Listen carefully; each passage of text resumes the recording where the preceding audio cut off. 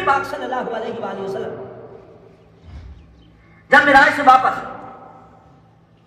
واپس آئے، پھر آسمانوں کا سفر شروع ہوا، واپس آئے 7ویں آسمان سے چھٹے پر، چھٹے پہ، چوتھے پر، ایسے سفر چلتا چلتا تو نبی پاک صلی اللہ علیہ وآلہ وسلم مسجد اقصیٰ میں تشریف لائے۔ مسجد اقصیٰ میں نبی پاک صلی اللہ علیہ وسلم تشریف لائے تو نبی علیہ السلام نے پوچھا، جبرائیل میں نے اتنے طویل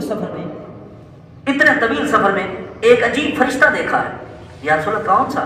نبی علیہ السلام نے فرمایا، میرے پیارے جبرائیل میں جتنے آسمانوں پہ گیا ہر فرشتے نے مجھے ویلکم کہا، مسکرائے مجھے دیکھ کے، خوش ہوئے مجھے دیکھ کے، اے جبرائیل لیکن ایک فرشتہ میں نے دیکھا ہے، اس نے مجھے ویلکم تو کہا، خوش آمدید کہا، اہلا و سہلا مرحبا کہا، لیکن وہ فرشتہ مسکرایا نہیں۔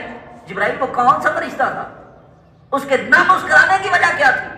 تو سامعین محترم، شاہ عبد الحق بلکہ تحافظ ابن کثیر رحمۃ اللہ تعالی علیہ نے لکھا ہے کہ جب نبی علیہ السلام نے پوچھا نا جبرائیل وہ فرشتہ مسکرایا کیوں نہیں، وہ فرشتہ مسکرایا کیوں نہیں؟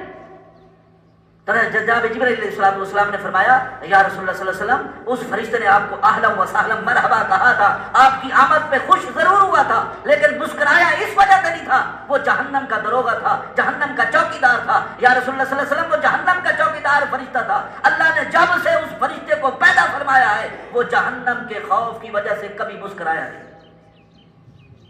تو سامعین محترم، مسلمانوں کو سوچنا چاہیے، سوچا کرو بھائیو، غور کیا کرو، خیر بات بڑی لمبی ہو جائے گی۔ تو سامعین محترم، نبی پاک صلی اللہ علیہ وآلہ وسلم کو اللہ تبارک تعالیٰ نے معراج میں بڑی شانیں اور اللہ تبارک تعالیٰ نے معراج میں بڑی شانوں سے نوازا ہے۔